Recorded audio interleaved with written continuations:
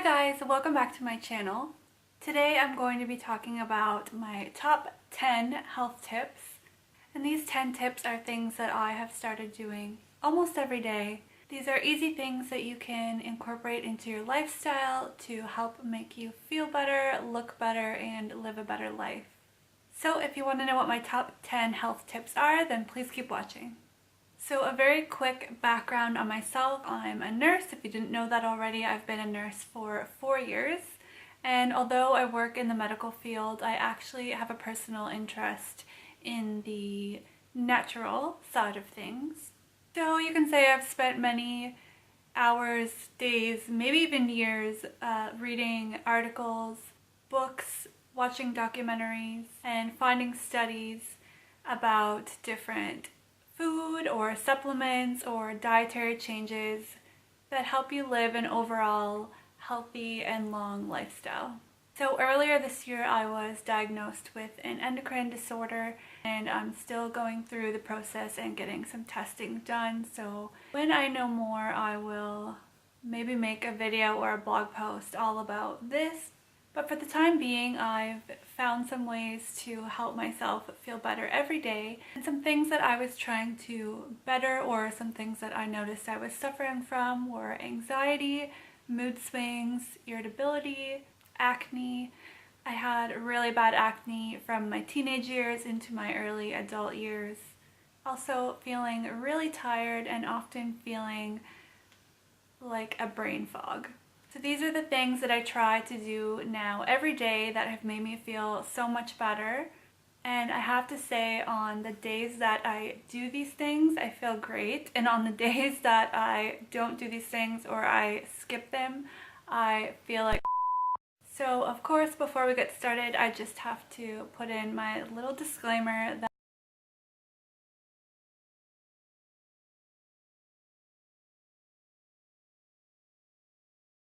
So let's get into it. Starting with tip number 1 is drink more water.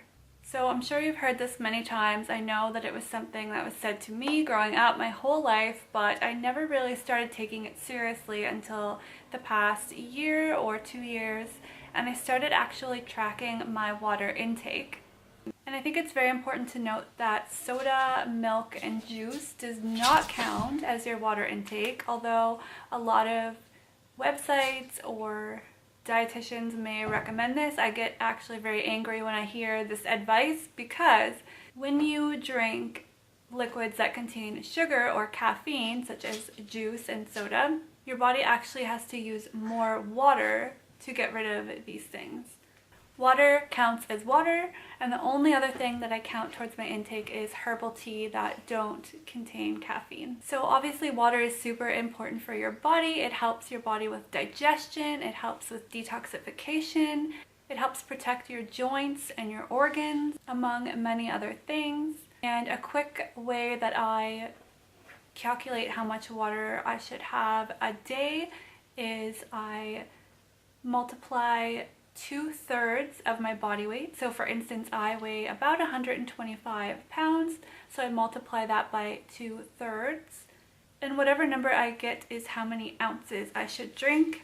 Here in Canada we count by milliliters, so in order to get mils from ounces, you just times this again by 30, and this is the amount of water that I try to drink in 24 hours.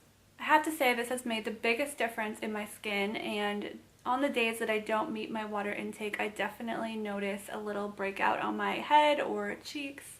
Tip number 2 is to increase the amount of insoluble fiber, vitamins, and minerals that you naturally get in your diet. So of course, by this I mean fruits and vegetables. Hello! Not only do these help fight disease by the antioxidants, but they also help with digestion, they help decrease your cholesterol, and they also help in the production of blood cells in your body, among a million other things that fruits and vegetables are good for. And the one thing that I see so much is, with all of these different diets that are going around now, the keto diet, high protein, low fat, low carb, whatever it is that you choose to follow, I think that the main point is actually being missed here. Like, come on, eat a salad, it's not gonna kill you. I think that instead of focusing so much on the macros, I think first and foremost, you should definitely try to get a large quantity and a good variety of color and different kinds of fruits and vegetables.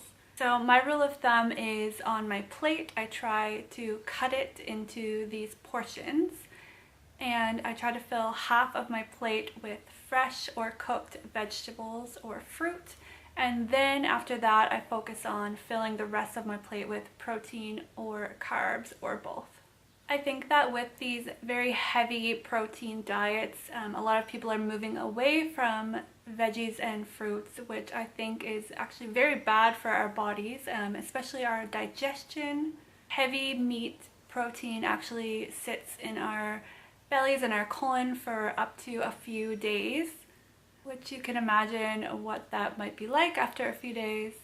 But again, fresh fruits and veggies are filled with insoluble fiber and are typically broken down through digestion in about 1 day.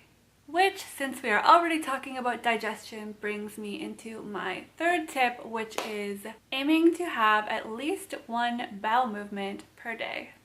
So I'll let you in on a little secret, is that nurses love to talk about poop, and if it's a couple of days without a bowel movement, we definitely are seeking advice from someone on how to fix this. So some of you might not know this, but our bowels are the #1 way that our body gets rid of waste and toxins and things from our food that we no longer need. So if you think about it this way, if you're not getting rid of your waste, then it's actually being reabsorbed back into your body. And if not that, then it's actually being pushed back up into your colon, which can cause constipation and bowel blockages. So track your bowel habits. Start to notice when you're going to the bathroom or not. Try to aim for at least once a day. So my fourth tip is including a daily probiotic source into your diet. This is something that has helped, again, a lot with my skin. I'd suffered from acne in the past, and I noticed that this has made a huge difference. So probiotics are good for so many things. A lot of them are actually surprising. They're really helpful to aid in digestion, which I said before is very important. They also help to fight bad bacteria, which in turn helps to boost your immune system. So there's lots of different ways to take probiotics. I have tried them all. There are capsules that you can take every day. There are drinks such as kombucha. And my current favorite is naturally fermented foods. So things such as beets or sauerkraut that have been pickled and naturally create their own probiotics. So I actually keep a jar of sauerkraut in the fridge, and I try to put it on salad or burger, or sometimes just eat it with a fork. So my fifth tip is to naturally boost your immune system. This is very important to me because as a kid, I was always the sick kid. I always had either a cold, flu, sinus infection, ear infection, anything that pretty much walked by me, I caught. So I worked really hard on figuring out how to naturally help myself not get sick anymore. So the things that I have found helped me the most are, again, probiotics, like I said, drinking more water and eating more fruits and vegetables. So I've said all that stuff before. Another really helpful thing is vitamin D. So because I mostly live in Canada, we only get sun for a small portion of the year. So I believe that vitamin D deficiency is actually more popular than a lot of people think. So taking a vitamin D supplement during the winter months is actually very helpful to your immune system. Another thing that's important is to reduce stress. So like I said before, I have suffered from anxiety on and off, and I found that the times that I am most stressed, so before a test, before a flight, before a holiday, before something important, I would always get sick. And I think it's just related to stress. So looking for ways to reduce your stress is very important for your immune system. And my last thing is, whenever I start to feel the snuffles come on or the body aches, I will cut up a lemon. I use an entire lemon or even a couple a day. I will juice it into a mug and then fill the rest with hot water, and I drink this as many times in the day as I can, and I swear the next day I feel better already. So number 6 on my list is to help reduce stress and be more present in the moment. So of course you can do this by going to yoga or meditating, sitting outside in nature, being with friends or family, being with your pets. Anything that helps you to de-stress is going to immediately have a huge positive impact on your overall health. In my opinion, I think that stress is one of the number 1 reasons that people get sick and have chronic illness. So I found this app called Insight Timer. I use it every single night before I go to bed, sometimes when I wake up in the morning as well. So find a time of day that works best for you and carve out 10, 20, 30, 40 minutes, whatever you have time for, and just let yourself be there in the meditation. So number 7 is finding a way to be active every single day. I know this is a bummer because for a lot of people, working out is not their favorite, and it hasn't always been my favorite either, and there definitely are a lot of days that I just do not want to go to the gym. So I'm actually working on another video right now that I will post when it's ready, but I'm really challenging myself with this one. I am trying to find other ways to work out, sweat, and be active without going to the gym. So I have challenged a few of my friends on this journey with me as well, and we have been doing other things such as playing tennis or going for bike rides or swimming. Just ways to get your body moving, make you sweat, and get your lymphatic system flowing, which is so beneficial to your health. Any way you look at it, being active is going to change your health for the better. So my 8th tip is to include more habits in your daily routine that naturally detox your body. So every day there are different toxins that get into our body and our organs that need a little extra push to leave our body. Some of these include heavy metals from fish or other foods, some that we breathe in the air, pollution. I know BPH is a big thing in plastic that a lot of companies are trying to get rid of. Especially for me, the number 1 would be alcohol. I don't know how that gets into my body, but I know that sometimes my liver might need a little extra boost. So a couple of things that I try to include every day are chia seeds. These are a type of soluble fiber, which is kind of the opposite of the vegetables and fruit that I explained. And soluble fiber is something that actually pulls water into your digestive system, which helps to bulk up the waste in your bowels, which helps it then efficiently move along and detox through a bowel movement. Another main way that your body detoxes on its own is through sweating. So like I just said before, try to exercise every day and try to exercise to the point that you are sweating. So even if you're going for a swim or a walk or something that doesn't really make you sweat, it might be a good idea a couple of times a week to visit a sauna or something like this. Other things that I include are detox tea, and I do not mean these flat tummy teas that everyone and their dog are promoting on Instagram. I actually think that those are very unhealthy, and a lot of those include a medication which actually helps you lose water. A couple of things that I drink almost every day are dandelion root tea or milk thistle tea. These are both really great for detoxing liver. My 9th tip is very near and dear to my heart, and this one is, if you fall off the wagon, get up, get back on right away. I have a very extensive history with emotional eating, and by this I mean an entire pack of cookies and a bag of chips and whatever else I can get my hands on, and it's probably related to something that I'm feeling that I'm not even aware of. And other times it's just a girls' night, there's always dip, some kind of alcohol punch. I always overindulge.